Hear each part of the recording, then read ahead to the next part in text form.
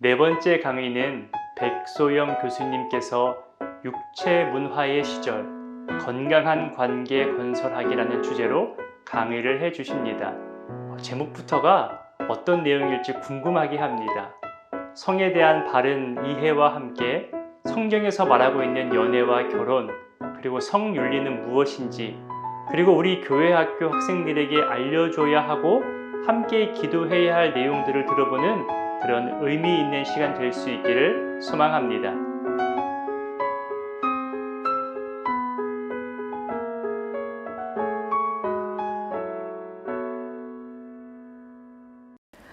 안녕하세요. 소망교회 학부모님들, 교사, 선생님 여러분 만나서 반갑습니다. 코로나만 아니면 서로 눈빛 맞추고 면대면 이야기했으면 참 좋았을 텐데, 또 주제도 아무래도 이렇게 우리가 얼굴 표정 봐가면서 진행하면 참 좋을 주제라서 여러모로 아쉽습니다.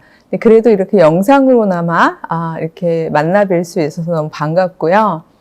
저는 전공은 기독교 사회윤리학을 전공하고 있고요. 현재 강남대학교 기독교학과에서 가르치고 있는 백소영이라고 합니다. 오늘 저희가 함께 이야기해 볼 주제는요. 아주 이제 커다랗게는 건강한 가정 세우기라는 범주를 저에게 숙제로 주셨어요.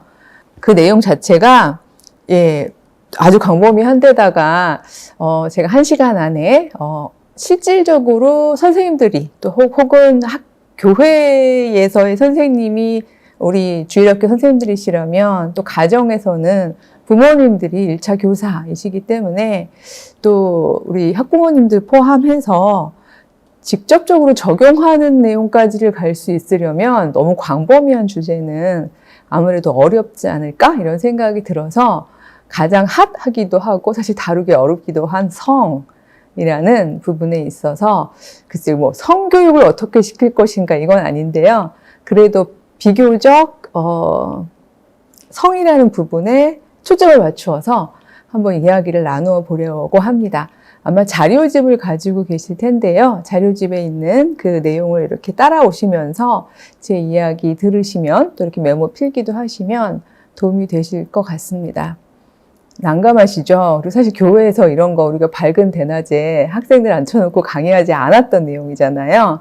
그러다 보니까 아마 그런 요즘에 라떼는 말이야 이런 것도 있습니다만 저희 시대뿐만이 아니라 요즘 청년들조차 성에 대해서는 교회에서 안 배우고 그 교회 바깥에서 또 더군다나 음행화된 상황에서 배우는 경우들이 이제 훨씬 많을 겁니다.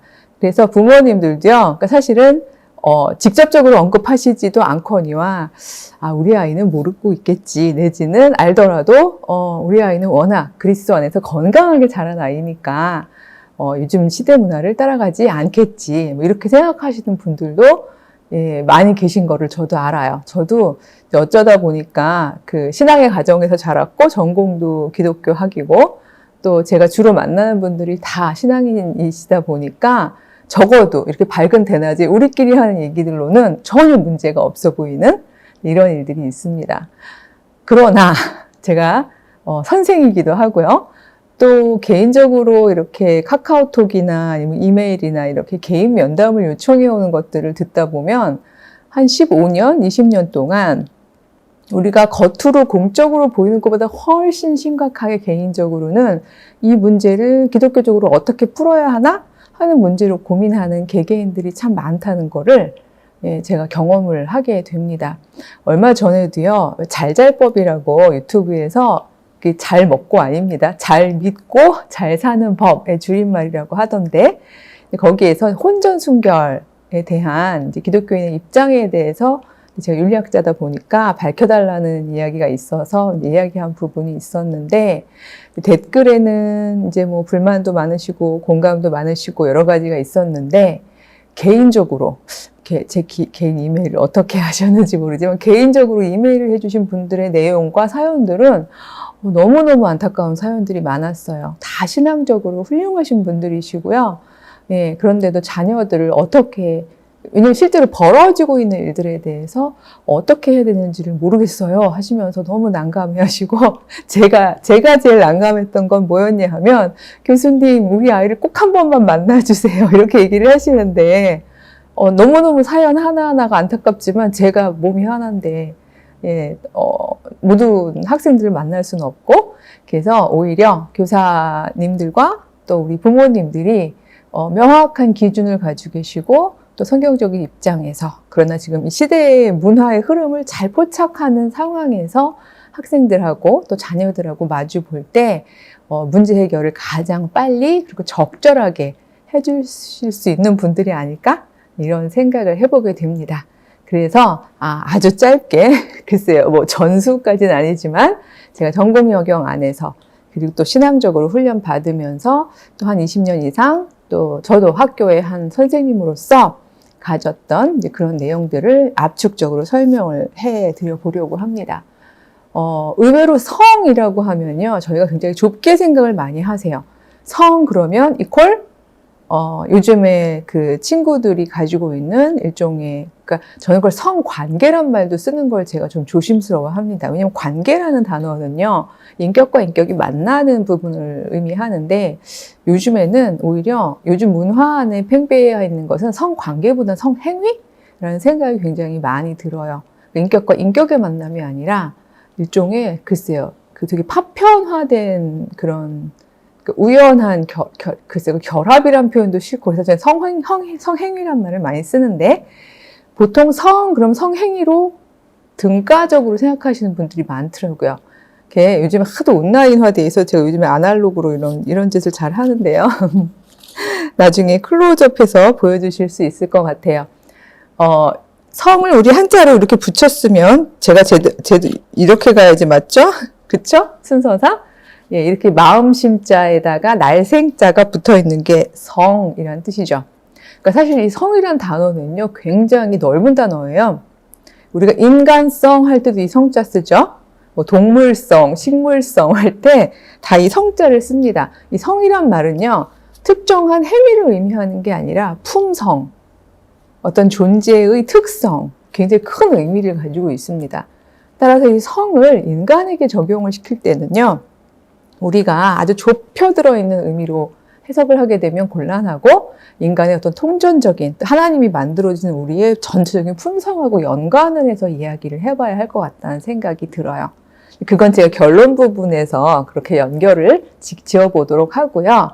우선 우리가 이 문화에서 알고 있는 대로의 성, 즉 뭐 성행위, 뭐 혹은 뭐 성관계, 이런 것들이 이제 뭐 글쎄요, 혼전, 혼후라는 걸 따지는 것 자체가 무의미한 그런 시절이 되어 있는 상황이잖아요. 그러니까 사실 제가 사회학적으로 말씀을 드리면, 혼전, 혼후를 따지기엔 되게 애매한 어려운 시기에 저희가 접어들었어요. 소망교회는 몇 살 청년부까지 있는지 모르겠습니다만, 제가 특강을 다녀보면요, 제가 실제로 만난 청년부 중에 52살 플러스 청년부를 본 적이 있어요. 예, 아마 웃으실지도 모르겠어요. 52살인데 청년부라고? 예, 저희 아이가 지금 군대가 있습니다만, 언젠가 한번 저한테 초등학교 때 엄마 몇 살이야? 그래서 엄마 40 몇 살이야? 라고 얘기했더니, 초등학교 때인데요. 그럼 다 살았네? 이렇게 얘기했던 에피소드가 있는데요. 52살이라는 나이가 사실 예전에 혼후를 얘기했던 전통사회, 혹은 한 20세기 중반까지의 사회에서는 꽤나 중장년에 해당하는 나이였는데, 요즘에 뭐 100세 시대를 넘어서 거의 120세를 내다보는 그런 시대라고 하죠.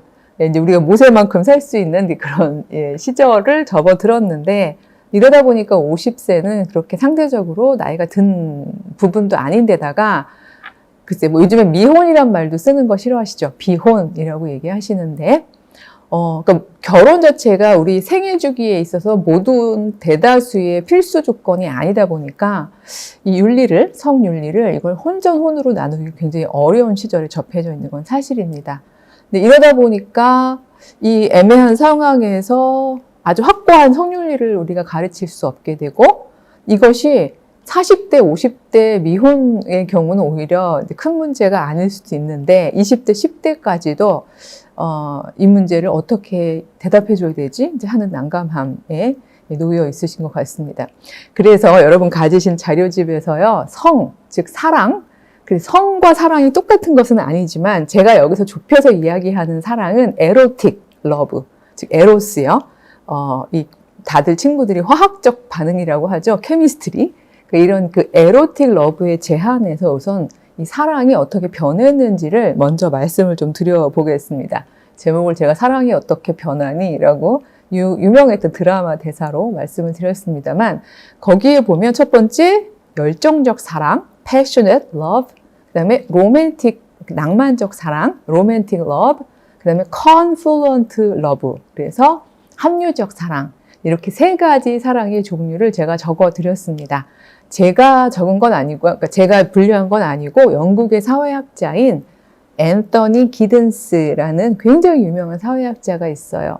사회학자들은 보통 뭔가를 만들어내고 개발하고 발명하는 사람들이 아니라요. 이미 벌어지고 있는 현상을 잘 관찰하면서 그걸 범주화하고 이론화하는 사람들입니다. 그러니까 따라서 이 적어도 에로틱한 사랑의 부분에 있어서 인류가 쭉 진행해 오는 동안 어떤 유형의 사랑들이 진행이 되어 왔구나를 관찰한 거죠. 그리고 저는 이 범주가 상당히 정확하다고 보는 입장이기 때문에 이 내용을 가져온 건데요. 열정적 사랑이란 말 그대로 그냥 케미스트리만 있는 사랑이에요. 패션, 열정. 그쵸? 우리가 사실 모든 상대방을 보고 다 열정이 생기는 건 아니죠. 나에게 특별히 끌리는, 즉 내가 화학적 반응을 하게 되는 상대가 있는 법이잖아요. 그 패션대로 행동하는 것, 그럼 그걸 passionate love, 열정적 사랑이라고 부릅니다. 모든 인간은 다 이렇게 열정적 사랑을 했을까요? 그렇지 않고요. 이거 하나하나 다 강론으로 들어가면 한 학기짜리인데 아주 짧게 말씀을 드리면 오히려 열정적 사랑은요, 어떤 시스템이 만들어지기 이전에 훨씬 더 강했던 사랑입니다. 즉 지킬 게 없는 사랑이라고 표현해야 할까요? 그러니까 신분제 같은 것도 지킬 필요 없고요. 뭐 가산제 이런 것도 지킬 필요 없고요. 그냥 그렇다고 수렵 채집 사회 뭐 이렇게까지 제한할 필요는 없겠습니다만 그냥 말 그대로 지나가다가 오늘만 있는 사랑이죠. 그냥 불꽃 튀어서 에로틱하게 서로 어떤 성행위를 하는 사랑, 그것을 열정적 사랑이라고 기든스는 범주화했습니다. 그러니까 이 말을 우리가 평소에 사용하는 열정적 사랑하고 동의어로 생각해서 열정적 사랑을 그렇게 짐승처럼 표현하시다니요? 막 이렇게 화를 내시지 마세요. 이게 아니라 이건 일종의 이론적인 이제 범주인데요. 그러니까 열정적 사랑은 그러니까 책임지지 않는 사랑이에요. 한마디로 말하면 오늘 우리가 패션이 있었다고 그래서 그게 내일을 약속하는 그런 건 아닌 거죠. 예, 그리고 뭐 안녕 하고 가도 상관이 없는. 그래서 만약에 옛날 전통사회 때 뭐 물레방앗간에 뭐 순이와 도리 뭐 이런 것도 사실은 열정적 사랑에 속하는 게 되겠죠. 예, 뭐 혼인, 빈자, 간음죄 이런 거 전혀, 그러니까 즉 법 이전의 사랑이라고 보시면 될 것 같아요. 그런 어떤 제도적 제한이 없는 사랑입니다. 그럼 낭만적 사랑은요? 우리 모든 사랑은 다 낭만적이지 않은가요? 막 이렇게 물어보는 친구들도 있고 하는데요. 여기서 유형론으로서의 로맨틱, 낭만적 사랑은요, 적어도 다른 특성을 가져요. 열정적 사랑보다는. 패션? 물론 있죠. 열정 없이 낭만적 사랑은 불가능합니다. 근데 여기에다가 두 가지가 더해져요. 두 가지가 뭔가 하면요. 첫 번째는요, 열정적 사랑은 일종의, 글쎄, 몸만 끌리는 사랑이라고 표현을 그냥 간단하게 해보겠습니다. 예, 정신적인, 인격적인, 이런 걸 생각할 겨를도 없는 사랑이죠. 근데 낭만적 사랑에는요, 두 사람 사이에 인격적이고 정서적인 교류나 신뢰, 이런 것들이 포함이 되어 있어요. 그리고 또 하나는 뭔가 하면요, 유일한 상대 대체 불가능성, 이게 낭만적 사랑의 특성이에요. 그러니까 열정적 사랑은요, 오늘은 A를 좋아하다가 내일은 B를 좋아해도 괜찮아요. 하지만 낭만적 사랑은 그렇지 않은 거예요. Only you, 너밖에 없어. 20세기 드라마에 온갖 오글오글하는 대사들 다 많잖아요. 그 사랑을 보면 대부분 다 절대적이죠. 한 사람을 위해서 거의 죽을 수도 있는 사랑이잖아요. 그러니까 바로 이렇게 정서적인 측면하고 대체 불가능한 유일성, 이것이 붙어있는, 거기에 패션까지 붙어있는 사랑을 사회학에서 낭만적 사랑이라고 불러요. 그럼 낭만적 사랑을 하는 한 사람을 만나면 그 둘은 반드시 결혼할까요? 라고 물어봤을 때 yes 라고 대답을 하신다면 여러분은 20세기형 낭만적 사랑을 아시는 거예요. 오히려 한 12세기에서 18세기까지의 낭만적 사랑은요, 더 비극적으로 결혼까지 못 가는 경우가 많았어요. 왜냐하면 그때는 지켜야 하는 제도들이 굉장히 강했거든요. 예를 들어서 뭐 신분이라든가 뭐 인종이라든가 뭐 가산이라든가 자기가 속해 있는 어떤 공동체의 것들을 포기하고 결혼할 수 없는 그런 제도에서 사는 사람들의 경우에는요, 낭만적 사랑을 해도 그거를 결혼으로까지 끌고 갈 수가 없었던 거죠. 가장 대표적인 게요, 왜 그 기사하고 뭐 왕비의 사랑 뭐 이런 게 사실은 낭만적 사랑의 전형이었어요. 생각해 보세요. 정략 결혼으로 뭐 예를 들어서 이제 뭐 프랑스로 시집을 왔는데 왕이 내 타입이 아니에요. 또 어떻게 해요? 물러요? 안 되죠. 그건 나라와 나라 사이의 약속이니까. 근데 자기를 지켜주는 기사들을 봤는데 딱 내 취향인 기사님이 계세요. 그리고 서로 인격적으로 교류하다 보니까 뭐 정서적으로도 좋아졌어요. 제가 여러분 교회에서 하는 강의 시간에 불륜 정당화를 하겠다는 얘기가 아니라, 이렇게 된 이 사랑은 들키면 죽는 사랑이죠. 그쵸? 들키면 큰일 나는 사랑이에요. 제도가 허락한 사랑이 아니에요. 그러니까 따라서 한 19세기 중반까지도 낭만적 사랑은요, 결혼으로 결부되는 확률이 훨씬 적었어요. 그러다 보니까 사랑하는데 결혼을 못하게 되면 얼마나 애절하겠어요, 서로. 낭만적 사랑의 대부분의 어떤 집단 정서는 그 애절함에 있죠. 왜냐하면 대부분 다 반대하고 뭐 막 갈라놓고, 여러분 뭐 드라마에서도 보신 적 있잖아요. 막 물 끼얹고 막 이런.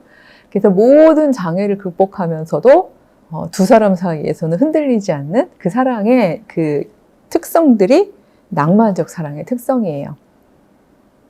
그럼 이것하고 오늘날 팽배하다고 하는 confluent love, 합리적 사랑은 어떻게 틀린가? 이런 거가 이제 오늘 그 앞부분 전반부의 강의 내용이 될 것 같은데요. 낭만적 사랑이 결혼으로 해피엔딩이 될 수 있었던 것은 오직 근현대 사회에 와서예요. 근현대 사회라고 하면 뭐 미국 같은 경우나 영국이나 이런 유럽권에서는 18세기 후반부터 19세기를 통과하고, 우리나라 경우에는 뭐 20세기 초반부터죠. 사실 19세기 말부터 20세기, 그리고 아마 그 근현대라는 사회를 가장 제도적으로 잘 풍성하게 살아냈던 시절은 우리가 응답하라 시리즈로 낭만적으로 복고적으로 회고하고 있는 그 즈음, 아마 그 즈음까지가 마지막일 것 같아요. 그래서 우리가 생각할 때 그때는 낭만이 있었다라고 생각할 수 있을 만한, 그래서 한 사람을 만나고 서로 사랑하고 인격적으로도 사랑하고 헌신하고 너밖에 없고 그런 사랑으로 서로 친밀한 관계를 유지하다가 결혼까지 하는, 그래서 결혼이 해피 엔딩이 되는, 그러고 나면 또 어나더 스토리죠. 그 다음에 먼저 자식들 낳고 살아가는, 그래서 낭만적 사랑이 결혼과 결부될 수 있었던 바로 그 시기 즈음에 개신교가 존재했어요. 이렇게 얘기하면 아마 선생님들이나 우리 부모님들은 얼른 알아차리실 수 있을 것 같은데, 인간은요, 자기가 통과한 사회 제도로부터 완전히 뛰어넘어 있지를 못해요. 그래서 그 사회가 요구하는 어떤 필요나 또 생활 방식들을 의미화하기 마련이거든요. 그러니까 교인이면서도 저희가 낭만적 결혼이 그러니까 낭만적 사랑 플러스 결혼이죠. 그러니까 낭만적 결혼이 가능했던 그런 시절을 살다 보면 그 내용을 기독교적으로 설명하게 되는 거죠. 예, 그래서 이것이 어떻게 기독교적으로 가능한지를 성서 안에서 자꾸 설명을 하게 되는 건데, 그러다 보니까 개신교의 가정 담론 혹은 뭐 결혼 담론은 어떤 내용들이었냐 하면요.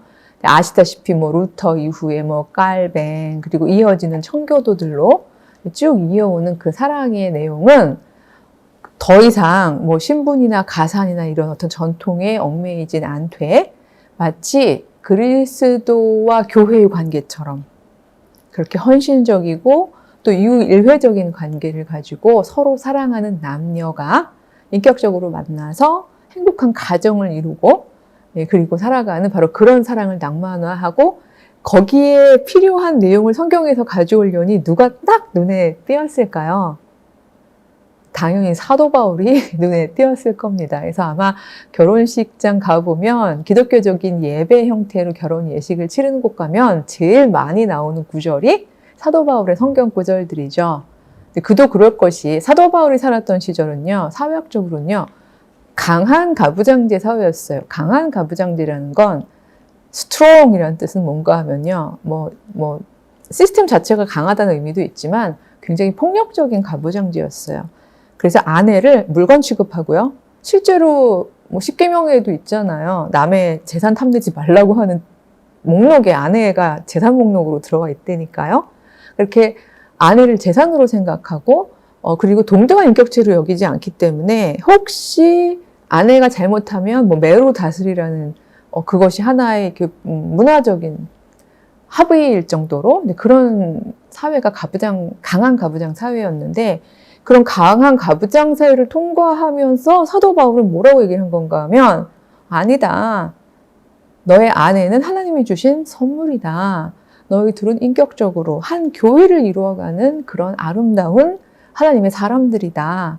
그러니까 따라서 아내를 그런 식으로 대하지 말아라. 마치 그리스도께서 교회를 위하여 죽으심같이 그런 사랑으로 사랑해라. 이런 얘기를 했으니 사도 바울 시절은 그러니까 문화를 초월해서 그 당시로서 굉장히 혁명적인 사랑에 대한 제안일 수 있었을 것 같습니다. 그렇지만 사도 바울도 사람인지라 그런 이야기를 하긴 했지만 비유를 들 때요.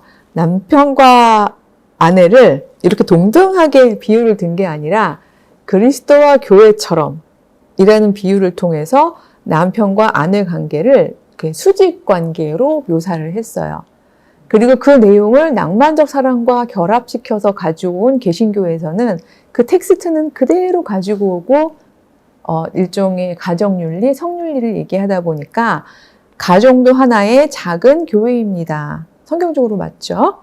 그리고 이 교회는 소위 수장이 있어야 하는 거죠. 그러니까 리더가 있어야 되는데 제사장으로 세우신 남편, 아빠, 아버지가 수장이고 가장입니다. 따라서 그 머리의 말을 들어야 합니다. 라고 이야기를 하기 시작했죠. 그래서 그 청교도 목사님들 설교 내용에 보면요. 굉장히 낭만적인데 가부장적이에요.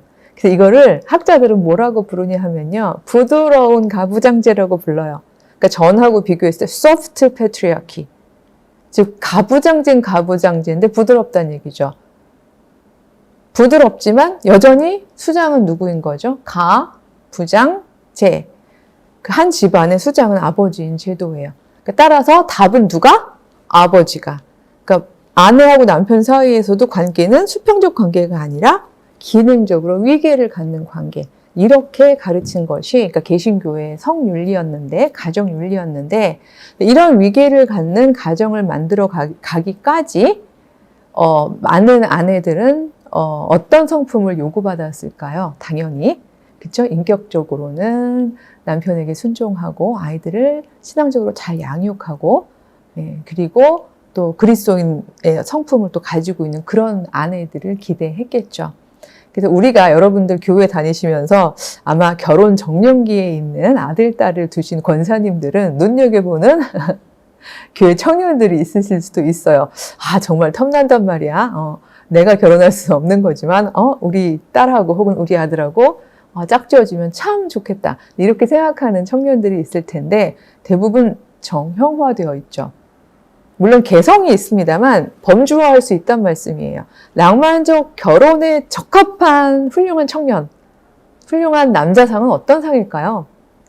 거기다 제가 적어놨습니다만 너무 슬퍼하지 마세요. 거기 내용에 보면은 제가 뷰라크라시에서 높고 안정적이고 연봉이 많은 자리를 차지하는 능력의 소유자 이렇게 적어놨죠.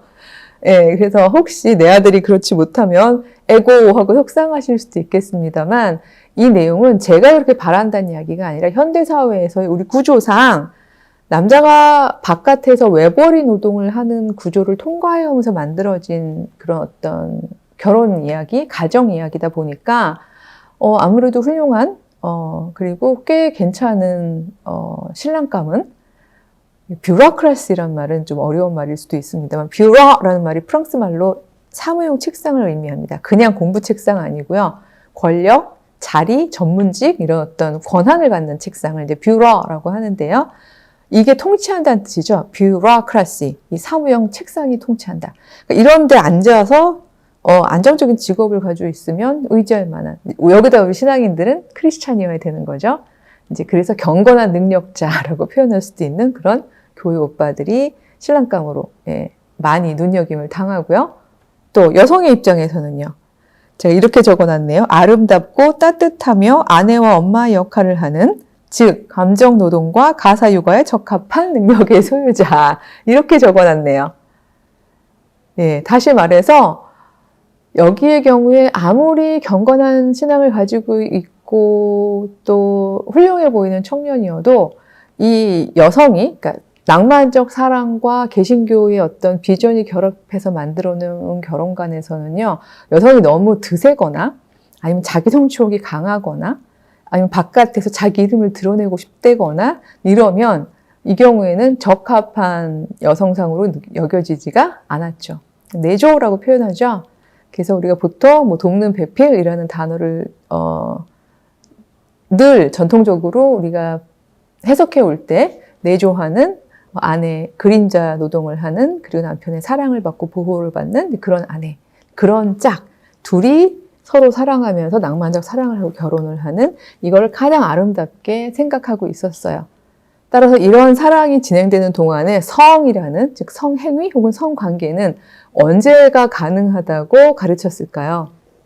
다 아시겠지만 심지어 결혼을 약속한 사이여도 결혼식, 즉 성례전을 통과하면서 하나님과 여러 증인들 앞에서 인정을 받기 전까지는 그것은 옳지 않은 것이다 라는 것이 개신교의 전통적인 답안이었죠. 그러니까 개신교의.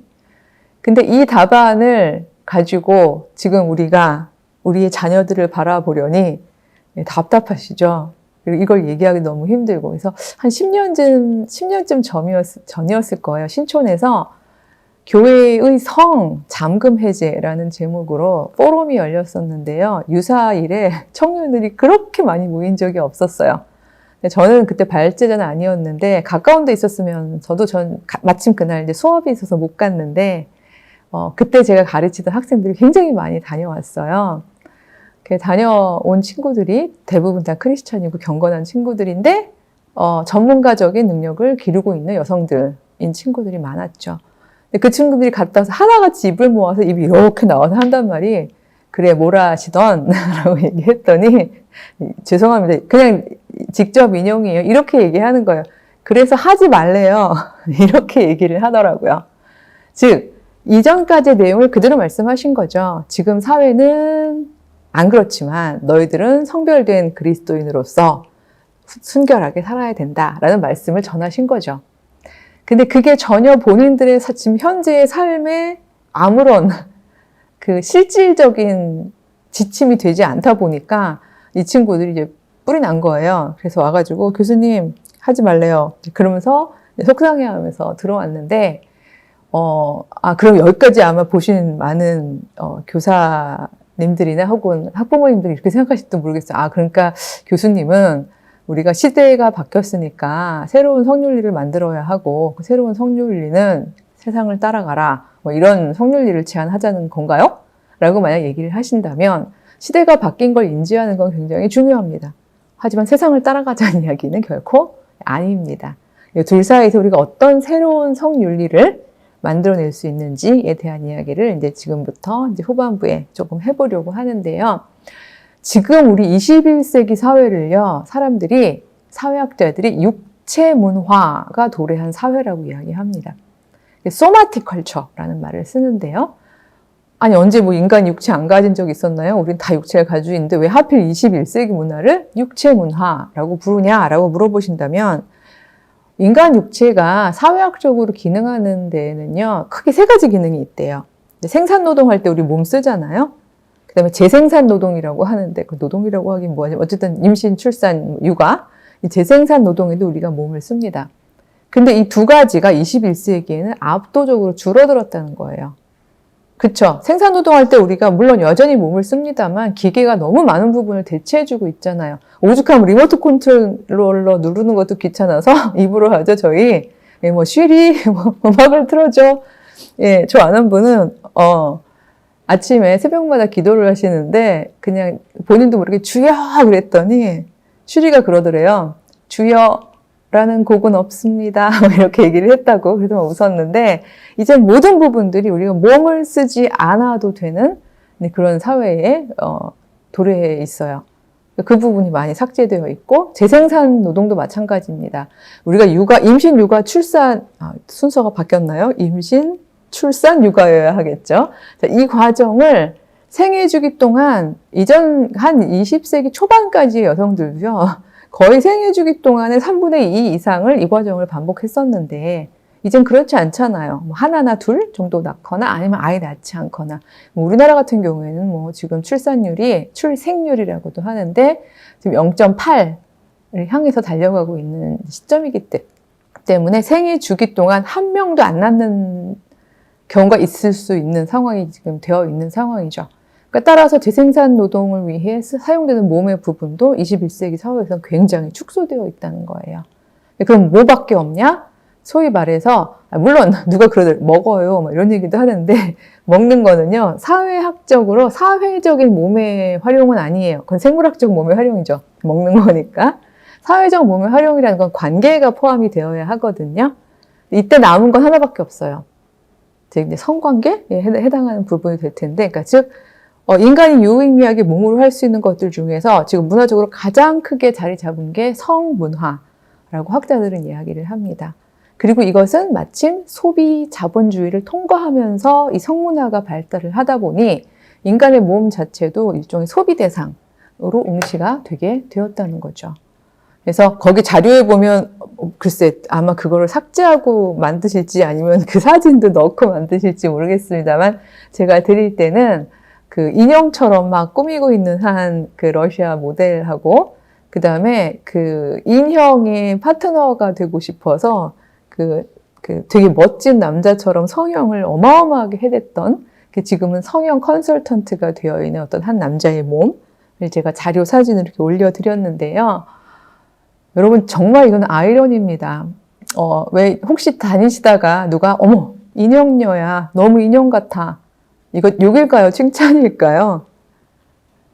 사실 욕이어야 되거든요. 왜냐면 인형이 뭐죠? 인형이 사람의 모양을 본뜬 거라는 거죠.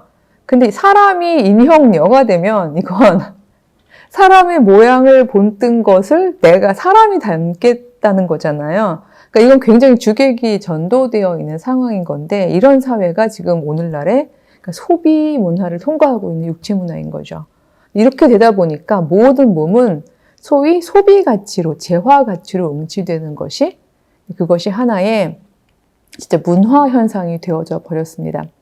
여러분 아시잖아요. 그 노래 있었죠? 제가 노래도 거기다 가사까지 다 실어드렸는데, 한 특정한 아티스트에게 제가 불만은 없습니다. 그런데 대중문화 아티스트들은 보통 그 시대 문화를 되게 잘 포착하는 법이죠. 그러니까 이제 그런 노래도 나온 것 같은데, 2015년도에 나온 노래죠. 어머님이 누구니? 예전에 유교 시절 같으면 아유 어머님이 누구시니? 라고 물어보면 대충 어떤 모습을 하고 있는 자제가 칭찬을 받았을지 알 것이고요. 20세기 중반도 아우 어머님이 누구세요? 막 이렇게 얘기를 해도 대충 우리는 어떤 모습을 한 친구가 칭찬을 받고 있겠구나 라는 걸 알 수 있을 겁니다. 아마 교회에서도 그런 얘기들 하실 수 있어요. 근데 이 가사에 보면요, 이 어머니는 뭐 때문에 칭찬을 받고 있느냐 하면요, 이 노래를 전혀 못 들어보셨던 경건한 분들이 많으실 것 같아서 다는 안 읽고 제가 부를 수는 없고요. 가사를 조금만 읽어드리면 아무리 예뻐도 뒤에 살이 모자라면 난 눈이 안 가. 긴 생머리에 바람이 불면 날아갈 것 같은 가냘픈 여자라면 난 마음이 안 가. 자, 안 간다고는 했지만 자, 이 묘사된 여자 어느 시대의 전형적인 여성상이었을까요? 낭만적 결혼이 가능했던 시절의 여성상입니다. 왜냐하면 남자가 보호해주는 여성이라는 의미거든요. 이 안에는 보호라는 부분, 기사도 뭐 이런 보호라는 부분이 굉장히 강하게 작동하고 있어요. 허리는 너무 가는데 힙이 커서 맞는 바지를 찾기 힘들고 앞에서 바라보면 너무 착한데 뒤에서 바라보면 미치겠는 너를 어쩌면 좋니? 어머님이 누구니? 너를 어떻게 이렇게 키우셨니? 뭐 이런 노래예요. 뭐 오예 같이 있는 이런 노래인데 이 노래에 보면요. 전혀 이 여성의 인격이라던가 예, 어떤 이 여성이 가지고 있는 뭐 비전이라던가 이런 거에 대한 파악할 수 있는 여지는 하나도 없어요. 심지어 이름도 몰라요. 예, 그냥 앉아있는 그 여성을 보고 있는 거예요. 제가 그 조금만 가져왔습니다. 내용의 전문을 보면요. 일어나 보기 전까지는 모르겠다는 거예요. 즉, 어디 카페 같은 데서 앉아있는 아마 뭐 상황을 볼 수 있는 전제를 우리가 할 수 있는 것 같은데, 즉, 이 사랑은요, 이걸 사랑이라고 표현할지 모르겠지만, 한 인격도 아니고요. 전체의 몸도 아니고 굉장히 파편화되어 있는 두 부분 때문에 어머님을 칭찬하고 성적으로 흥분하고 있어요. 즉, 가는 허리와 애플 힙. 자기의 성적 취향인 거죠. 바로 이것 때문에 이 여인을 막 칭찬하고 있는 장면인데, 이런 부분이 뭐 너무 화가 나요. 그러니까 이런 감정적으로만 얘기할 수 없는 게 이게 여성을 향해서만이 아니라 남성을 향해서도 마찬가지인데, 즉, 대상화하고 상품화하고 파편화하는 것이 하나의 문화적 현상이 되어 있는 것, 이걸 우리가 육체 문화라고 부를 수 있을 것 같습니다. 바로 이런 문화가 팽배해 있는 사회에서 살다 보니까 우리의 많은 자녀들도 밖에 나가서 살아가다 보면 누구나 그래요. 인간은요, 제도에서부터 자유로울 수가 없죠. 제도적 감정이란 건 굉장히 금방 생기는 거거든요. 우리가 마스크 쓰기 시작한 지 불과 한 2년이 미만인데 한 2살 바기들은요, 요즘에 나가자 그러면요, 너무 자동적으로 마스크 찾아 써요. 마치 양말 신는 것처럼 마스크를 그냥 찾아서 써요. 왜냐하면 계속 끊임없이 반복했던 수행성이거든요. 그러니까 아무리 우리가 경건한 크리스천이어도 바로 육체 문화를 살아가면서 계속해서 응시 자체가 이 우리의 몸을 소비 대상으로 바라보는, 그리고 이 소비의 몸을 규격화된, 소비하기에 가치로운 몸은 바로 이런 몸이야 라고 상품화하고 규격화한 몸을 제시하는 곳에서는 우리도 모르게 자꾸 그렇게 나의 몸을 그렇게 재단을 할 수밖에 없게 돼요. 여러분 혹시 우리나라에서는 그 인형의 이름이 미미였던 것 같고 미국에서는 아마 바비라고 불렸는데 그 인형의 사회학적인 의미는 굉장히 놀랍습니다. 왜냐하면요, 그게 아마 1959년도에 나왔을 거예요, 미국에서. 그 인형은요, 이전까지 인형하고 너무나 다른 혁명적 인형이었는데 인형이 아이를 닮지 않았어요.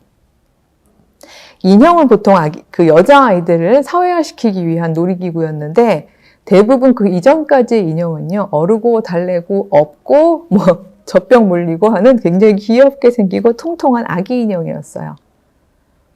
이것조차도 뭐 긍정적으로 얘기하는 게 아닌데 그런 훈련을 시켰다는 거죠, 놀이를 통해서. 근데 1959년도에 나온 바비는 정확하게 성인 여성의 모습을 하고 있고요. 비율이 우리가 얘기하는 8등신이라고 하죠. 이 몸이 현대의 소비 문화, 소비 자본주의 사회가 칭찬하는 몸이야. 이 몸으로 수렴해야 해 라는 것을 계속 제도화시키고 사회화시키는 인형이 등장을 했던 거고요. 그러다 보니까 인형녀나 혹은 그 바비의 남자친구인 그 이름이 켄이었나요? 예, 켄을 닮으려는 남자까지 등장을 하게 되는 이런 사회가 된 거죠. 이런 사회에서 또 하나의 문제는요, 결혼하지 않고도 성행위 혹은 성관계가 가능해진 사회가 도래했다는 점이에요. 이 지점에서 합리적 사랑이라는 사랑이 나오는 건데요.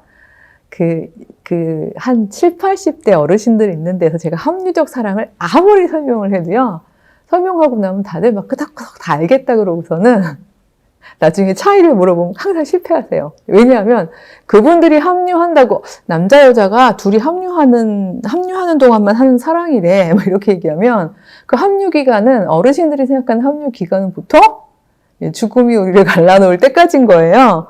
그렇다 보니까 그게 낭만적, 결혼하고도 큰 차이가 없어 보이고 뭐 그게 전통 시절에 결혼하고도 큰 차이가 없어 보이시는 거죠. 근데 이 합류 기간은요, 즉 21세기적인 합류 기간은 그렇지 않아요.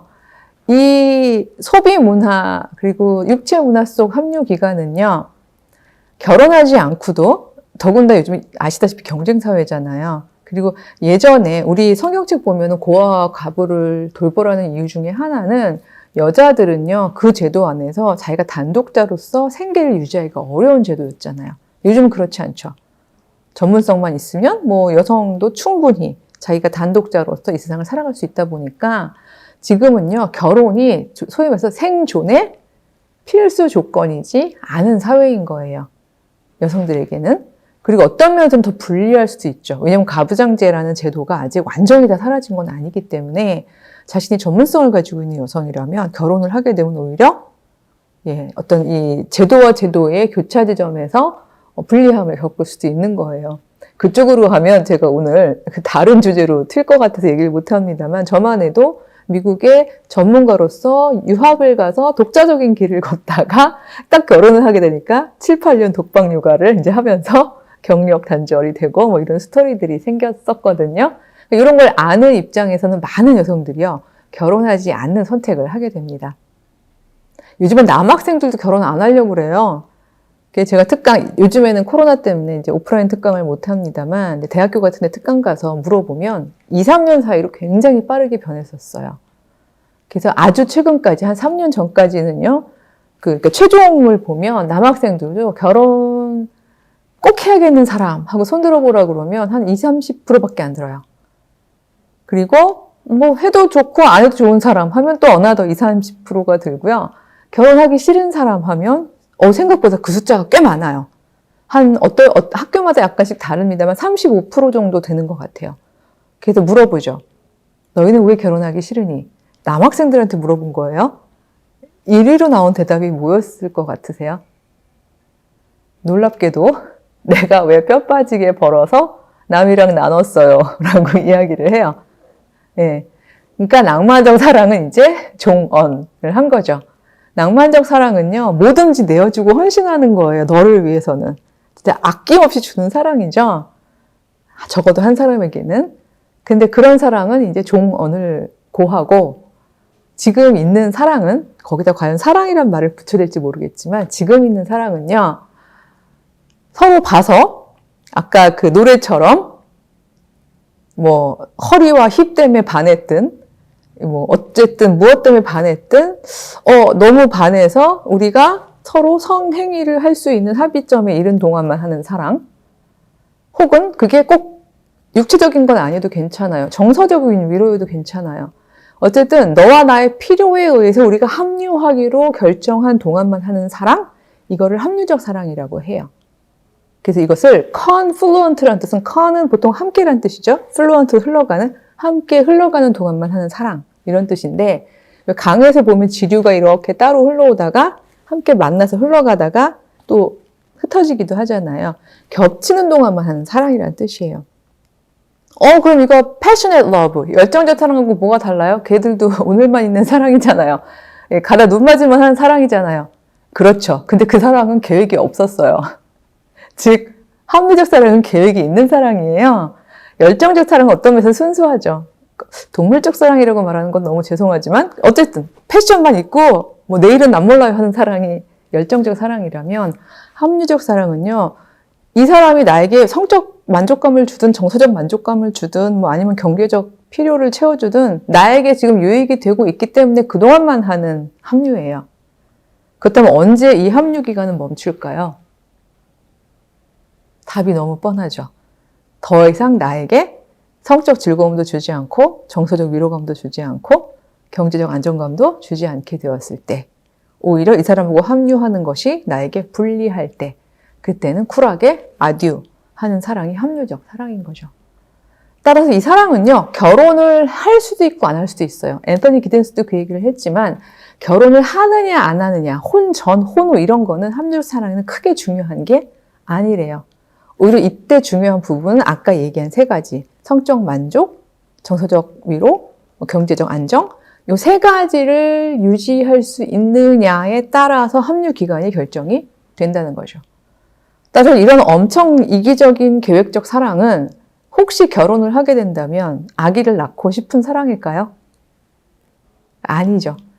그러니까 우리나라가 지금 이 초저출산국인 거를 극복해 보려고 진짜 별의별 그 노력을 다하고 있습니다만 근본부터 시작하셔야 돼요. 그러니까 사실은 뭐 오늘은 정책 논하는 시간이 아니라서 그 얘기는 안 합니다만, 즉 이 합리적 사랑을 우리가 그치지 않는 한은 많은 젊은이들이 아이를 낳는 걸 원치 않을 거예요. 그건 계획 안에 있지 않아요. 왜냐하면 나중에 합류의 기간을 그칠 때 불리하기 때문이죠. 아이 어쩔 거예요. 솔로몬도 아니고. 결혼을 하지 않는 선택을 하는 합리적 사랑을 하는 젊은이들도 또 훨씬 많이 있습니다. 왜냐하면 이 세 가지를 얻기 위해서 굳이 결혼이라는 걸 할 필요가 없는 거잖아요. 예, 요즘 같은 시절에 더군다나 결혼을 하게 되면 또 양가로 얽히고 하니까, 그러니까 결혼하지 않은 상태에서 합류만 하는 친구들도 굉장히 또 많이 있습니다.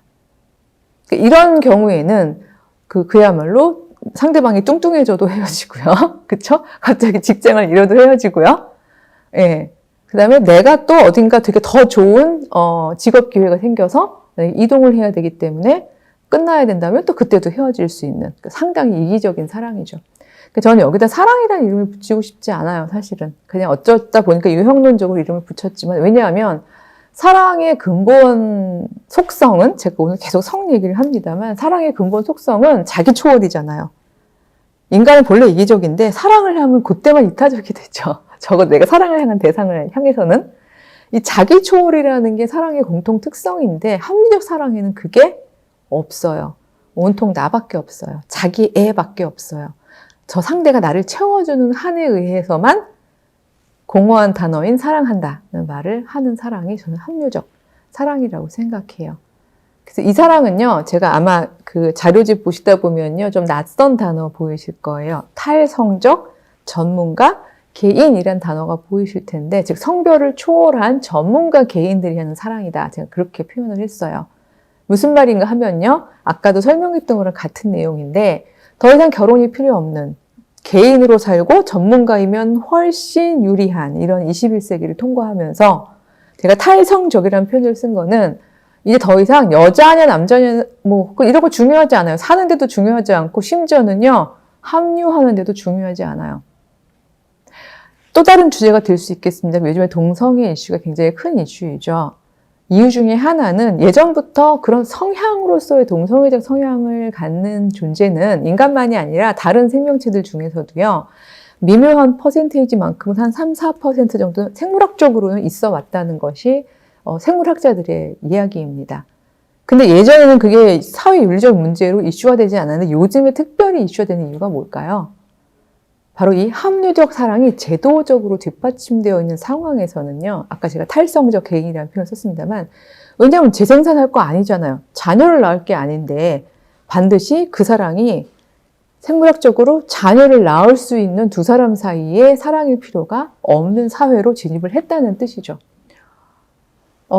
따라서 남자나 여자냐가 중요하지 않은 탈성적 전문가 개인들로 가득 찬 이 21세기 후기 사회에서는요, 따라서 이전의 전통적인 사고방식으로 성을 생각하시고 성윤리나 사랑에 대해서 생각하시는 성도님들 입장에서 너무 당황스러운 상황이 점점 전개될 수밖에 없는 게 사실입니다. 따라서 21세기 사랑이 지금 탈성적 전문가 개인들의 사랑이다 이라고 보시면 될 것 같은데, 이 부분에 있어서 제가 제일 안타까워하는 부분은 하나님이 만들어 놓은 인간이, 사람이 해야 되는 관계성의 가장 중요한 핵심의 본질을 놓치고 있는 사랑이라는 지점입니다. 더 무서운 건 뭔가 하면요, 여러분, 제가 거기다가 딥러닝이 가능한 섹스 로봇의 상용화 시대 해가지고 정말 끔찍해 보이는 장면 하나 캡처해서 보여드렸죠. 이것이 제가 이걸 특강하던 5년 전만 해도 어르신들의 경우에는 에이 저런 시절이 오겠어? 막 이런 눈으로 보셨는데, 요즘에 그 인형 형태로 되어 있는 실리콘 모양 인형 형태로 되어 있는 건 이미 막 도입이 되고 있고요. 딥러닝이 가능하단 말은 무슨 뜻인가 하면요, 이게 인공지능 기능하고 이렇게 같이 결합이 되어서 상대방이 원하는, 즉 이 탈성적 전문가 개인이요, 더 이상 이제는 만약에 원하는 것이 그냥 뭐 성적 만족과 나의 정서적 위로라면 그게 반드시 상대가 사람일 필요가 없는 거예요. 왜냐면 그걸 나에게 만족만 시켜주면 되는 거잖아요. 따라서 사람의 모양을 그대로 하고 있고 나의 요구를 열심히 딥러닝으로 배워서 그걸 굉장히 나를 맞춰주는 방식으로 하는 그런 존재를 구입할 수만 있다면, 그렇다면 굳이 사람하고 사랑할 필요가 없어지는 그런 사회까지도 조만간, 글쎄 한 10년 안에 도래할 수가 있는 이런 상황이 있다는 거죠. 그래서 우픈 얘기입니다만 여러분, 우리가 잘못하면 인공지능 로봇을 며느리나 사위로 맞이할 수도 있는 이런 상황에 지금 처해 있는 상황이에요. 예. 아니, 큰일 났다. 나 너무 오래 살았나 봐. 뭐 이런 자괴감에만 사로잡히실 필요는 없는 것이 아직 늦지 않았다라고 생각하는 게, 우리 친구들에게 무엇이 사랑인지, 사랑의 본질이 무엇인지, 그리고 진정으로 관계하면서 상대방을 자라게 하는 그 사랑의 기쁨이 무엇인지를 어려서부터 알게 하면요. 그럼 이 친구들은요, 왜 그런 거 있죠. 우리 좋은 건강한 음식도 어렸을 때부터 먹은 친구들은 그게 점점 크면서 몸에 해로운 음식들은 굳이 상 차려놔도 한번 먹어보고 엥 하고 안 먹게 되잖아요. 마찬가지로 이 성에 대한 부분도요. 건강하게 그러니까 성관계를 가르치라는 얘기가 아니에요. 조기교육하라고 그랬다고 또 앉혀놓고서는 성윤리를 가르치라는 뜻이 아니라 성과 관계에 있어서 관계를 먼저 가르치는 거죠. 이 관계를 먼저 가르치고 나면 뒤에 이 모든 것들은 점점 자라나가면서 그거를 판단하고 알아갈 수 있는 전 능력을 가질 수 있게 될 거라고 생각을 합니다. 그렇다면 우리가 성경에서 어떤 부분을 붙잡아야 할까? 이 부분에서 제가 좀 조심스러워서 사실 일종의 교량으로 제가 성경을 해석하는 방법에 대한 부분을 제가 거기다가 아마 자료집에 놓았을 거예요. 저는 성경이 하나님의 영감으로 기록된 것이라는 것을 믿지만, 그러나 성경의 모든 내용이 1.1획도 정말 하나도 빠짐없이 몽땅 지금까지 지켜야 하는 그런 축자 영감적으로 우리가 성경을 바라보는 것은 어떤 의미에서는 오히려 하나님의 절대 계시를 저희가 오독할 수 있는 위험이 있다라고 보는 입장에 있는 사람입니다. 그걸 그렇게 분류했어요. 여기 보면 제가 경줄, 위줄이라고 표현이 되어 있는 게 있는데요. 우리가 하나님의 계시를 받을 때 인간이 유한한 인간이 받고요. 시대적 제약이나 또 나의 어떤 세계관의 제약이나 언어의 제약으로 받기 때문에 하나님의 계시를 받을 때 배짜기처럼요. 인간은 자신의 언어로 텍스트를 짜게 되어 있습니다. 아까 말씀드렸던 십계명에도 보면 내 이웃의 재산 탐내지 말아라. 이거 하나님이 주신 경줄이죠. 경줄이란 말은 경전할 때 경자요. 하나님이 주신 계시의 말씀이에요. 받았을 때나 지금이나 흔들리지 않는. 여러분 직녀인가요? 배 잘 짜는 전설에 직녀가 아무리 배를 잘 짜도요. 경줄, 흔들리지 않는 세로줄을 착 고정해 놓지 않고서는 배를 못 짜죠. 즉, 내 이웃의 재산을 탐내지 말아라. 이건 흔들리지 않는 경줄이에요. 이건 하나님의 진리예요. 하지만 이걸 받은 그 시대의 사람들이 또 친절하게 그래서 재산의 목록은 이게 중요해 라고 적어놓은 게 있어요. 바로 뒤에 나오는 뭐죠? 내 이웃의 아내나 남종이나 여종이나 뭐 소나 낙이나 뭐 이렇게 쭉 적어놨어요. 자, 제가 얘기한 이 5가지 요즘에도 중요한 재산 목록인가요? 아니잖아요. 이거 1.1획도 안 빼겠다고 저희가 이거를 재산 목록이라고 붙잡고 있는 건 되게 무의미하죠. 어떤 면에서는 아내를 계속 재산 목록이라고 생각하면 이건 그야말로 정말 시대착오적이라고 볼 수 있어요. 그러니까 따라서 우리가 잡아야 되는 건 경줄이지 위줄이 아니거든요. 그래서 경줄을 잡고 위줄을 잘 짜내려가는 작업이 필요한데, 그렇게 하려면 똑같은 사도 바울의 이야기를 읽더라도 예를 들어서 우리가 디모데 전서 그거 제가 2장 말씀을 가져왔는데 왜 가져왔냐 하면요. 요즘 자매들이 성경 읽다가 제일 속상한 구절 탑3 중에 얘가 1등이에요. 여기에 보면 뭐 내용 쭉 많습니다만 시간 관계상 제가 이거 해석하는 건 안 하겠지만 맨 마지막에 보면 여자의 구원은 해산이라고 되어 있어요. 뭐라고요? 여자가 아기를 낳아야지만 구원을 이룬다고요? 이게 말이 돼요? 물론 이 부분에서 신학적으로 우리가 해줄 수 있는 이야기들도 있습니다. 이걸 성윤리라고만 연결을 한다면 교회 목사님들이 그런 얘기 말씀 많이 하신다는 거예요. 기독교인 자매라면 결혼을 하는 것이 맞다. 그것이 너의 소명이다. 그리고 자녀를 낳아야 된다. 그래야 진정한 의미에서의 하나님의 구원 상태에 이룰 수 있다. 뭐 이런 얘기를 여기 디모데 전서 2장을 봐라. 뭐 이렇게 얘기를 하신다는 거죠. 근데 이거를 경줄로 볼 것이냐 위줄로 볼 것이냐에 따라서 사실 여기 우리 선생님들이나 부모님들이 지금의 세대랑 대화할 수 있는 저는 지경이 굉장히 달라질 거라고 생각을 합니다. 근데 저는 이 부분을 볼 때 규칙이 그 어느 게 경줄인지 위줄인지를 파악하는 규칙이 두 개가 있어요. 하나는 보편성이고 하나는 초월성인데요. 무슨 말인가 하면요. 보편성. 그 얘기를 들었을 때 나만 좋은지 아니면 너도 좋은지, 우리 모두가 보편적으로 받아들일 말씀인지, 그걸 먼저 묻자는 거고요. 왜냐면 하나님의 말씀은 모두에게 기쁜 복음이어야 하니까. 두 번째는 초월성. 그건 뭔가 하면요. 강한 가부장제월 시절을 얘기했는데 이 제도를 초월해 있네? 이 제도를 뛰어넘은 말씀이네? 왜요? 하나님으로부터 온 거니까. 이 초월성이 있으면 그건 경줄이다. 이렇게 볼 수 있다는 거죠. 역으로 얘기하면 제도에 갇혀 있고 특정한 사람에게만 유리한 내용이라면 그건 경줄일까요? 아니겠죠. 그거는 경줄을 받아 적던 그 시대의 그 적는 사람의 위줄이 되는 거겠죠. 그렇다면 전 사도 바울 얘기를 통째로 흔들자는 얘기가 아니라 적어도 이 내용에 있어서 여자의 구원은 해산이라든지 아니면 뭐 여자는 남자에게 복종해야 한다든지 소리내지 말라든지 뭐 리더십 갖지 말라든지 이런 이야기들은 다 듣다 보면 일단 보편복음이라고 얘기하기엔 여자들 입장에서는 기쁘지 않죠. 복음이 아닌 거예요. 복음이. 그리고 너무나 그 시대와 제도를 반영하고 있어요. 아, 그렇다면 이거는 위줄에 해당하겠구나. 거짓 위자 아니고요. 그 직조할 때 옆으로 짜는 줄. 위줄이겠구나. 뭐 그 시절엔 그랬을 수 있지만 우리가 지금까지 붙잡아야 될 줄은 아니겠구나. 라고 저는 생각할 수 있다라고 생각하거든요. 그런 의미에서 우리가 적어도 서로 사랑하는 두 사람에 대한 부분에 있어서 경줄로 꼭 잡아야 하는 줄이 있다면 그 줄을 제가 창세기의 1장하고 2장 내용을 가지고 와가지고 그림으로 표현을 했죠. 거기 보면 진저브레드맨 같이 생긴 그림 제가 자료집에 드렸잖아요. 그 내용을 어떻게 새롭게 우리가 경줄을 찾아낼 수 있는지를 한번 짧게 말씀을 드려보도록 하겠습니다. 이걸 잘 알고 나면 저는 성윤리에 있어서 가장 기본적인 걸 붙잡을 수 있다고 생각을 해요. 결혼이라는 제도, 그래서 이 제도를 붙잡고서 전후 뭐 이런 식으로 우리가 제도에 사로잡히는 것이 아니라 그것보다 훨씬 더 근본적인 보편적이고 초월적인 성윤리를 만들어갈 수 있다고 생각하는 건데요. 거기에 보면요. 자, 퀴즈이기도 합니다만, 자, 아담, 남자일까요? 사람일까요? 이렇게 물어보면, 근데 다들 이제 여기는 오프라인으로 보는 게 아니라서 제가 성도님들 얼굴을 못 봅니다만, 다 눈이 이렇게 세모꼴이 되세요. 여자가 지금 강대 선 것도 낯설어 죽겠는데, 아담이 남자일까요? 사람일까요? 라니, 저분 되게 불순한 사람 아닌가? 라고 생각할 수가 있겠습니다만, 히브리어로 아담은 사람이라는 뜻입니다.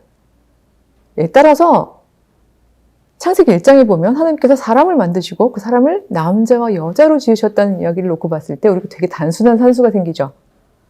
즉 아담은 남자와 여자를 온전히 합쳐 놓은 것이 아담이 되는 거죠. 그렇다면 창세기 2장에서 아담이 잠들었잖아요. 그럼 남자가 잠든 건가요? 사람이 잠든 건가요? 이제 이렇게 얘기하시면 또 막 헷갈려 하시고 그래요. 그게 도대체 성륜이랑 무슨 관계가 있나요? 관계가 있는 이유는 다른 게 아니라 아담이 독처하는 것이 좋지 못하다라고 얘기하셨던 하나님께서 그 아담을 잠재우시고 굉장히 다른 성품을 가진, 제가 아까 여기 성 했잖아요. 이 순서가 맞았나요? 다른 성품을 가진 두 존재를 나누어서 떼어서 위아래가 아니라 옆으로 마주보게 만들어 놓은 그 창조의 사건? 즉 남자와 여자를 만들어 놓은 그 사건이 바로 창세기 2장의 그 사건이에요. 자, 다시 물어볼게요. 자, 남자가 먼저 창조되었나요? 여자가 먼저 창조되었나요? 이것만 물어도 아까 디모데전서 2장에서 제가 강조는 쉽게 안 했습니다만 하와가 먼저 창조된 것이 아니라 아담이 먼저 창조되었으므로 이 말이 얼마나 제약이 되어 있는, 시대 안에 제약되어 있는 말씀인지를 알 수 있습니다. 남자와 여자는 동시에 창조되었어요. 그리고 동시에 마주보게 되었죠. 그 그림만 보셔도 알잖아요.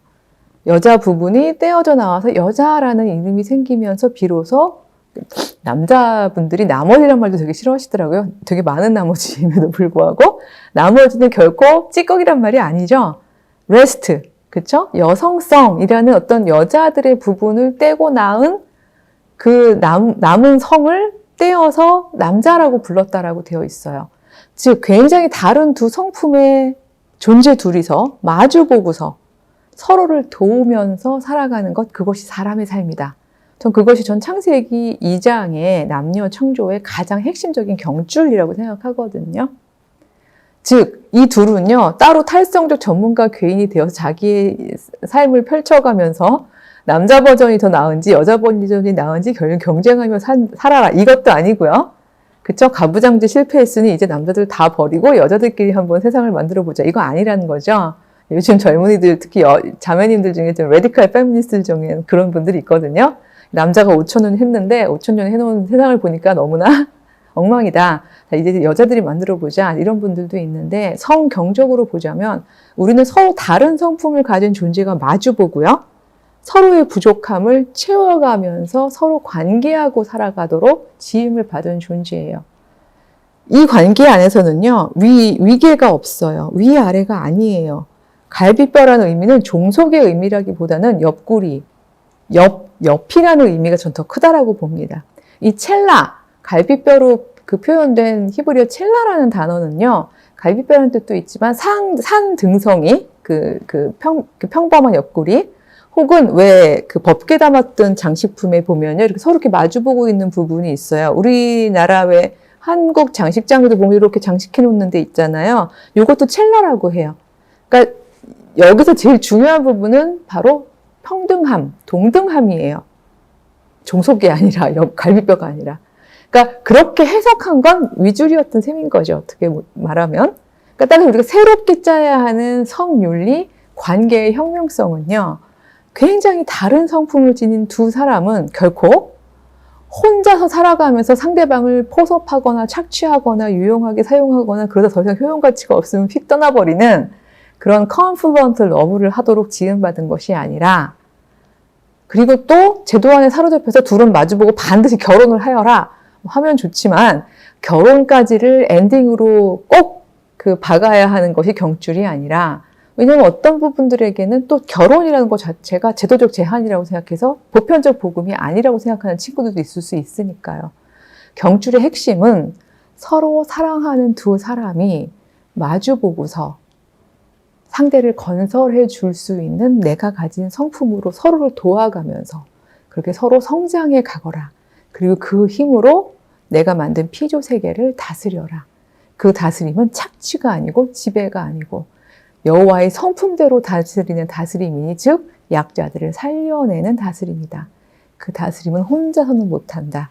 둘이 함께 도와서 해라. 전 이것이 창세기 1장과 2장을 통과하면서 가지고 있는 가장 성경적인 인간관계의 경줄이라고 생각을 합니다. 되게 추상적이실 수 있을 것 같아요. 차라리 옛날처럼 그냥 혼전 순결 이렇게 모토처럼 딱 정해주시면 우리 아이들한테 가르치기도 쉬울 텐데라고 생각하실지 모르겠습니다만, 왜 이렇게 성경을 붙잡고 친구들한테 그렇다면 이 사이 공간을 우리는 어떻게 만들어갈 수 있을까? 내가 완전히 너를 포섭하는 것도 아니고 너에게 포섭당하는 것도 아니고 우리 둘이 마주보고서 함께 만들어가는, 서로를 건설해가는 이 공간을 우리는 어떻게 구체적으로 만들어갈 수 있을까? 전 이거를 끊임없이 어렸을 때부터 실험하는 게 굉장히 중요하다고 생각합니다. 그러기 위해서는요, 그야말로 따뜻한 생명체들끼리의 관계라는 게 굉장히 중요하고요. 교회 학교 교육의 가장 핵심이 되어야 할 것 같습니다. 능력 있고 뛰어난 개인을 만드는 건요, 사회교육으로도 바깥 교육으로도 충분히 가능합니다. 하지만 마주보고 살피고 너의 부족함을 살펴서 나이가 가진 장점으로 도와주고, 또 너의 강점을 보면서 나의 약점이 또 도움을 요청하고, 바로 그렇게 서로가 서로를 건설하는 방식으로 관계하는 법, 저는 그것이 주일학교 교육의 가장 핵심이 되어야 한다고 생각을 할진데, 성윤리에 있어서 그 부분들이 훈련이 되어야 한다고 생각을 합니다. 무서운 인용구도 하나 적어놨습니다만 제가 시간 관계상 길게 하진 않겠습니다. 예수님은 정말 이거 너무 무섭지 않나요? 이거 저희가 1.1획도 빼지 않고 들으려고 보면 마태복음 5장에 나와 있는 이 산상수훈의 말씀이요, 여자를 음욕을 품으면서 바라보는 시선조차도 이미 간음이라고 얘기하신 그 어마무시한 말씀이요. 즉, 이 경우에는 혼전, 혼후의 문제도 아니고 그냥 바라보는 것 자체도 간음이라고 얘기를 하시는 거잖아요. 거기서 끝나는 게 아니에요. 그럴 바에는 차라리 나의 사람들이 되기 위해서는 그런 눈을 개조하지 못한다면 눈 빼고 와라. 그런 손을 고치지 못한다면 손 찍어버려라. 이럴 정도로 굉장히 무섭게 되어 있어요. 이 내용을 온건한 가부장제에서는요, 은총교리로 가져와서 인간은 어쩔 수가 없다. 눈은 범죄하고 손도 범죄한다. 그러니 범죄는 어쩔 수 없는 거고 그냥 몽학 선생이고 우리는 은혜의 하나님께 죄를 자복하고 용서를 구하자 하는 지극히 개인윤리적인 방식으로 해석을 해왔습니다. 하지만 저는 이걸 관계의 윤리로 다시 재해석해야 된다고 생각해요. 즉, 이 사이 공간을, 그리스도의 공간을, 저는 이 사이 공간을 그리스도의 공간이라고 부르거든요. 왜냐하면 내가 완전히 다 먹어버리는 공간도 아니고 너에 의해서 완전히 점령당한 공간도 아니기 때문에 그런데요. 이 그리스도의 공간이라는 사이 공간을 렌즈로 통과해서 상대방을 보는 사람은요, 결코 그런 눈과 그런 손을 가질 수가 없어요. 이 렌즈를 통과해서 가는데 어떻게 너를 완전히 나의 소유물로, 나의 복속물로, 나를 만족시키는 일종의 대상으로, 객체로 바라볼 수 있겠어요. 이건 어려운 일이거든요. 그래서 저는 이런 부분들이 그리스도라는 렌즈를 통과하는 관계성 속에서 끊임없이 우리가 관계하는 법을 어려서부터 가르친다면 반드시 성 아니어도 진짜 병아리랑도 관계하고 풀하고도 관계하고 이웃과도 관계하고 이 바른 관계성을 가르친다면 자연스럽게 그러니까 성적으로 이제 케미스트리가 생기는 그 연령쯤이 되었을 때 그 자녀들이 거기에다 그 관계에다 성을 붙여도 이미 온전하게 그리스도의 품성으로 만들어진 존재들이기 때문에 아름다운 성 관계를 선택할 수 있을 거라고 생각을 합니다. 제가 엔딩 부분에서 읽어드리고 싶은 내용을 읽어드리면서 마치려고 하는데요. 이 부분은 제가 사랑에 대해서 들었던 센텐스 중에서 가장 감동받은 센텐스예요. 한 여성 조직 신학자가 하필 미국 분이라서 영어로 쓰셔서 죄송한데 제가 영어로 짧게 읽고 되게 쉬운 영어라서 번역을 해드리도록 하겠습니다. To say I love you. 번역 필요 없죠? 너무 쉽죠? 나 너 사랑해. 라고 말하는 것은요, is to say that you are not mine, but rather your own. 너 내 거야. 라고 이야기하는 소유선포가 아닙니다. 오히려 너는 너의 것이야. 라고 인정하는 것이죠. To love you is 널 사랑한다는 것은요. To advocate your right, your space, yourself. 너의 권리를 옹호하고요. 너의 공간을 확보해 주고요. 너 되게 도와주는 거예요. And to struggle with you rather than against you. 그리고 너랑 손 잡고 함께 싸우는 거예요. 너랑 싸우는 게 아니에요. In our learning to claim our power in the world. 이 세상에서 우리의 힘을 주장하는 법을 배우는 이 과정 중에서 우리의 힘, 그리스도인들의 우리의 비전을 이 세상에서 주장하려니 얼마나 힘들어요? 지치죠? 포기하고 싶죠? 하지만 함께 손 잡고 우리가 서로를 도와가면서 싸워나가는 그 과정 중에서 함께 손잡고 투쟁해 가는 거예요. 너랑 싸우고 있는 게 그게 사랑 싸움이 아니에요. 이 얘기죠. 그래서 이렇게 끝맺어요. To say I love you means 내가 너를 사랑한다는 것은 무엇인가 하면요. Let the revolution begin. 혁명이요. 시작. 되게 하라는 뜻이에요. 이 혁명은 우리 둘 사이의 혁명일 수도 있고요. 또 우리의 사랑의 힘이 밖으로 흘러나가서 세상을 바꾸는 혁명일 수도 있습니다. 왜 혁명이죠? 서로 사랑하기 전까지는, 서로 마주보기 전까지는, 너의 의미가 나에게로 그리스도라는 렌즈를 통해서 들어오기 전까지의 나는, 예전의 나는 이렇지 않았기 때문이죠. 내가 먼저 바뀌는 거거든요. 전 그게 사랑의 경줄이라고 생각해요. 우리 그걸 경험하는 어린이들을 길러내고 청년들을 길러내는, 그래서 이 세상에 정말 아름다운 사랑이 흘러넘치는 소망을 품는 그런 우리 소망교회, 교회 학교와 또 가정이 되기를 소망합니다. 예, 감사합니다.